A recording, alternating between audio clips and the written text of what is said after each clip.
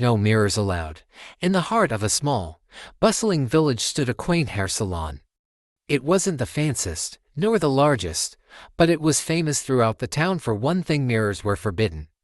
The salon's owner, Aya, was a woman shrouded in mystery. Her skills with hair were unmatched, and every person who sat in her chair walked out looking like the best version of themselves. But no one ever saw their transformation until they left her salon. People often asked Aya why there were no mirrors. Some assumed it was just an eccentric rule, others thought it was to encourage people to focus on the experience rather than their appearance, but the truth was far more sinister. Many years ago, Aya was just a young woman starting her career. She was gifted, yes, but also curious.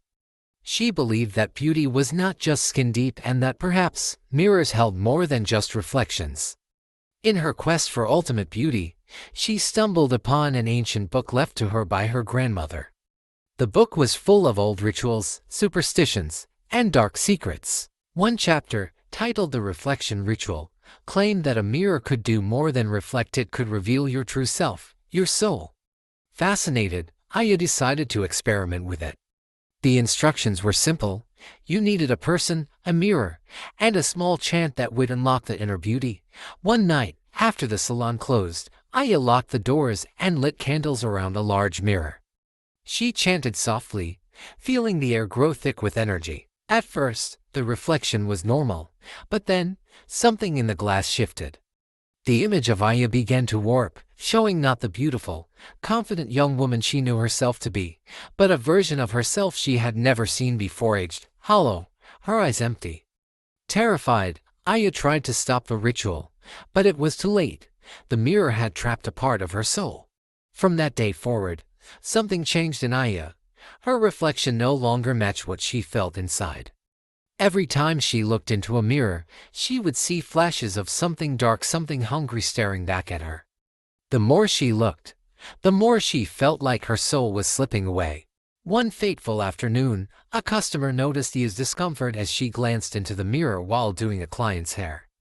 Concerned, the woman asked what was wrong, and in a moment of weakness, Aya told her about the ritual and the curse. The woman, curious and skeptical, asked to see for herself. Reluctantly, Aya agreed. She stood the woman before the mirror and began the chant once more, hoping that nothing would happen. But the mirror did not show the woman her reflection. Instead, it began to distort, just as it had with Aya. The customer screamed, horrified at the sight of herself in the glass. In a panic, she turned to run, but the reflection didn't follow. It stayed in the mirror, staring back at Aya with hollow eyes, and then it smiled. From that moment on, no one who looked into a mirror in Aya's salon ever saw their true self again. Some left feeling unsettled, others claimed to feel a strange disconnect, as if something had been taken from them. But no one could quite explain what was wrong. Eventually, word spread, and customers stopped asking for mirrors. Aya, terrified of the power she had unleashed, removed every mirror from the salon. She made it a strict rule: no mirrors allowed. When people asked, she would simply say it was for their own good, offering no further explanation. Years passed, and though Aya's skills kept her business alive, the legend of her cursed mirrors grew. People still flocked to her for haircuts, but they always left with a sense of unease, wondering what they might have seen if only there had been a mirror. One night, after closing, a young girl walked into the salon. She wasn't there for a haircut, she was there for answers. Her grandmother had told her about Aya's curse, about the reflection ritual, and she wanted to know the truth. "I need to know what you've seen," the girl demanded. "Why don't you let anyone look in a mirror?" Aya, tired and broken from years of hiding her secret, finally relented. She led the girl to the back room where the cursed mirror was kept, covered in a dusty old sheet. "If you look, you may not like what you see," Aya warned. The girl, stubborn and fearless, pulled the sheet off the mirror and looked straight into it. For a moment, everything seemed normal, but then the reflection began to change. The girl's face twisted into something unrecognizable, her eyes darkened, and her mouth stretched into a twisted grin. Terrified, the girl tried to look away, but the reflection wouldn't let her. It stared back, pulling her in, until with a final, silent scream, the reflection vanished. The mirror went dark. Aya stood there, eyes full of sorrow. "This is why there are no mirrors in my salon," she whispered. "Because sometimes, they show more than we're ready to see." And from that day forward, no one ever questioned why Isa didn't allow mirrors in her salon. They were simply glad they never had to see the dark truths that lay hidden behind their reflections. Word of the girl who vanished spread quickly. Whispers filled the streets of the village, and the townspeople grew even more wary of Ayazaha's salon. Some claimed she was a witch, while others believed the salon itself was cursed. Despite the rumors, people still came to her for haircuts. Vanity, it seemed, was stronger than fear, but no one dared ask about the mirrors again. Months passed, and Aya continued her work in silence, her eyes dull, her hands steady as ever. But the weight of the curse bore heavily on her. She knew that it was only a matter of time before something even darker came through the cursed mirror. One evening, just as she was about to close up, a strange man appeared at her door. He was tall, with a face that seemed to shift in the shadows, never quite staying the same. His eyes, though, were cold and piercing. He introduced himself as Aran, a wanderer who had heard about her unique salon and its strange rule. "I've come to see the mirror," he said, his voice deep and commanding. His heart raced. She had spent years keeping the mirror hidden, and now this stranger demanded to see it. "It's not for anyone to see," she said firmly. "You don't know what it can do." Aran smiled, a thin and settling grin. "I know more than you think. I know about the ritual. I know what you saw. And I know how to stop it."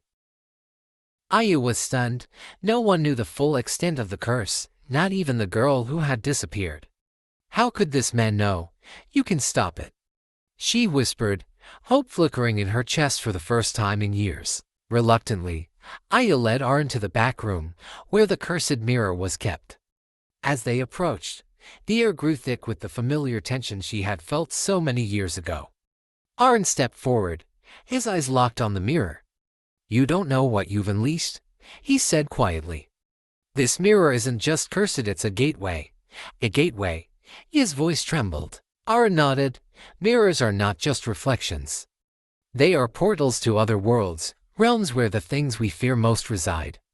Your ritual didn't just trap part of your soul. It opened a door to something darker, something ancient. And now, every time someone looks into it, that thing grows stronger." His blood ran cold. The dark presence she had felt in the mirror for years, the faces that twisted and distorted it, wasn't just her imagination. Something was in the mirror, watching, waiting. "Why hasn't it escaped?" Aya asked. Aran's face darkened. "Because it feeds off the fear of those who look into it. It's growing more powerful with each glance, each scream. But soon, it will be strong enough to cross over." His hands shook as she realized the true danger she had brought into the world. "How do we stop it?" she asked. Aran turned to her, his eyes colder than ever. "The mirror must be destroyed. But to do that, you must face the thing inside it." Aya felt a knot of dread tighten in her stomach. She knew what that meant. She would have to look into the mirror again, face the creature that had been haunting her for years. But she had no choice. If she didn't, the thing inside would eventually break free, and the consequences would be unimaginable. "I'll do it," Aya said, her voice barely more than a whisper. Aran stepped back, letting her approach the mirror. The surface was dark, almost like the blackest of nights, with faint tendrils of shadow swirling just beneath the glass. Aya took a deep breath and stared into it, her reflection slowly coming into focus. At first, it was just her, tired and worn from years of guilt, but then the shadows began to shift. Her reflection twisted, morphing into the same hollow-eyed version of herself that had first appeared all those years ago. But this time, something else was there too, a figure lurking just behind her, barely visible in the darkness. The figure moved closer, and his heart pounded in her chest. She could feel its presence growing stronger, feeding off her fear. Its eyes were hollow pits of blackness, and its smile was wide, jagged, and unnatural. It spoke, though its voice didn't come from the mirror but from inside her mind. "You can't stop me," it hissed.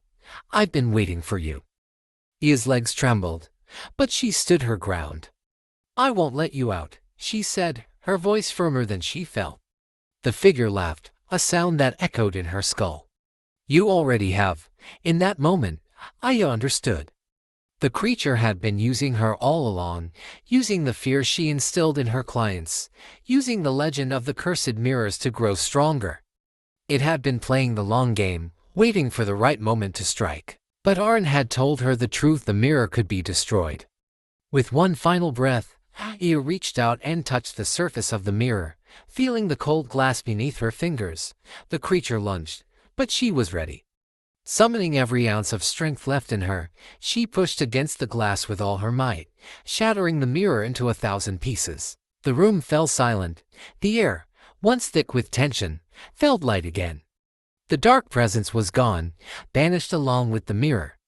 Arn stepped forward, placing a hand on Ia's shoulder. It's over, he said quietly. Aya nodded, though the weight of what had happened would never fully leave her. She had freed the salon from its curse, but the price had been high. She had faced the darkness inside herself, and though she had survived, she knew it had changed her forever. The next day, Aya removed the last remnants of the shattered mirror from the salon. She never told anyone what had happened that night. The villagers still whispered about the strange disappearance of the girl and the man who came to visit. But over time, the rumors faded. No one ever asked for mirrors again. They were simply glad that Aya's salon was still open, still a place where they could find beauty without ever having to face their reflections. Years later, long after Aya had passed on, the salon was inherited by a distant relative who knew nothing of the curse. While renovating, they found a small shard of glass tucked away in a forgotten drawer. Intrigued, they held it up to the light, curious to see their reflection. For just a moment, the glass seemed to shimmer with a strange, dark energy. And then, faintly, from the other side, something smiled back. After Aya shattered the cursed mirror, the salon was filled with an eerie silence. The remnants of the dark presence seemed to linger in the air, but as the last shards of glass fell to the floor, Aya felt a weight lift off her shoulders. The darkness that had haunted her for years was finally gone. But the victory came with a price. Aya knew the shadows of the past wouldn't vanish entirely. Even as she cleaned up the remnants of the mirror, she felt a twinge of unease. Was it truly over? In the weeks that followed, Aya devoted herself to her clients, pouring her energy into making them feel beautiful without the fear of the mirror's curse. The salon flourished as people returned, drawn not only by her talent but also by the palpable warmth and positivity that filled the space. One day, a young girl named Amina walked in, her eyes bright with curiosity. She was new to the village, having just moved there with her family. As she settled into the chair, she looked around the salon, her gaze lingering on the wall where the mirror had once hung. "Why don't you have mirrors?" she asked innocently. Aya paused, recalling the dark past. "It's a long story, dear," she replied, a smile masking the memories. "But sometimes, it's better to see yourself through the eyes of others." Amina nodded, seemingly satisfied, and soon they were engrossed in conversation. Aya found herself opening up, sharing tales of her childhood and the power of self-acceptance. The joy in Amina's laughter felt like a balm to his soul. However, as days turned into weeks, strange occurrences began to unfold. The salon felt different, as if it were holding its breath. Some clients reported seeing fleeting shadows in the corners of their eyes, whispers echoing just beyond hearing. Aya brushed it off at first, attributing it to her own lingering anxiety. But one evening, as she was closing up, she heard a soft voice call her name. Turning, she saw Mina standing in the doorway, her expression serious. "I felt something today," the girl said, her eyes wide. "When I was in your chair, I saw something behind you. It wasn't just a shadow, it felt alive." His heart raced. Could it be that the darkness had left traces behind, that remnants of the curse lingered in the salon? She knelt to Amina's level, concern etched on her face. "What did you see?" Amina hesitated, glancing over her shoulder as if expecting to see the shadow again. "It was Like a figure, watching, it felt sad, but also angry. His heart sank. The darkness had left a mark. The destruction of the mirror hadn't closed the door entirely, it had merely weakened it. Determined to confront whatever had returned, Aya and Amina began a search for answers. They scoured the village for old stories and legends, seeking wisdom from the elders.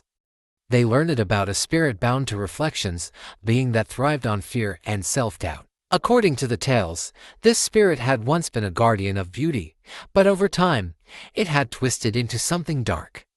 It could only be banished by confronting the truth of one's own reflection, accepting both the light and the darkness within. Realizing what they needed to do, Aya and Amina prepared for a final confrontation. They would need to face the spirit together, understanding that true beauty comes from embracing all parts of oneself. One stormy evening, armed with candles and the knowledge they had gathered, Aya and Amina returned to the salon. The air crackled with energy, and shadows danced ominously around them. They set up a small space where the mirror had once stood, creating a makeshift altar. Together, Aya said, taking Amina's hand, "We'll face it together." As they began to chant words of acceptance and love, the shadows thickened, coalescing into a familiar figure. The spirit emerged, its features distorted yet oddly beautiful. It stared at Aya with longing, its eyes reflecting her fears and insecurities. "I have waited for you," it whispered, its voice a haunting melody. "You cannot escape your reflection." Aya took a deep breath, stepping forward. "I'm not afraid of you anymore. I understand now that you are a part of me, my doubts, my fears. But you don't control me," the spirit roared, and the shadows surged around them. Amina squeezed his hand, adding her voice to the chant. "We accept you. We embrace all parts of ourselves." In that moment, a brilliant light erupted from their joined hands, pushing back the darkness. The spirit wavered, its form flickering like a candle flame. Aya felt the weight of her past lift as she confronted the deepest fears she had harbored. "I am beautiful," she declared, "and so are you. We don't need to hide in shadows." With a final cry, the spirit dissolved into a cascade of shimmering light, scattering throughout the salon. The air cleared, and a sense of peace enveloped them. The following days felt different. The salon thrummed with positive energy, and the shadows that once lingered had transformed into a warm, inviting atmosphere. Aya and Amina had not only banished the darkness but had also embraced the light within themselves. Clients returned with renewed joy, their spirits lifted. Aya decided to hang a new mirror, a beautiful, ornate one that reflected not just appearances but the essence of each person who looked into it. No longer a portal of fear, it became a symbol of acceptance and community. Amina helped decorate the salon. She looked at Aya with admiration. "You're not just a hairdresser. You're a healer." Aya smiled, her heart full. "We all have the power to heal each other. Beauty is found in our stories, our struggles, and in the love we share." Years later, the legend of Aya's salon continued to thrive, woven into the fabric of the village. The story of the cursed mirror had transformed into one of resilience and acceptance, reminding everyone that true beauty comes from within. And on stormy nights, when the wind howled through the streets, the villagers would sometimes see flickers of light dancing in the windows of the salon, a testament to the power of confronting one's reflection and embracing the beauty of both light and dark. In this new era, mirrors were no longer feared but celebrated, a reminder that we are all reflections of each other, bound by our stories, and illuminated by the love we share.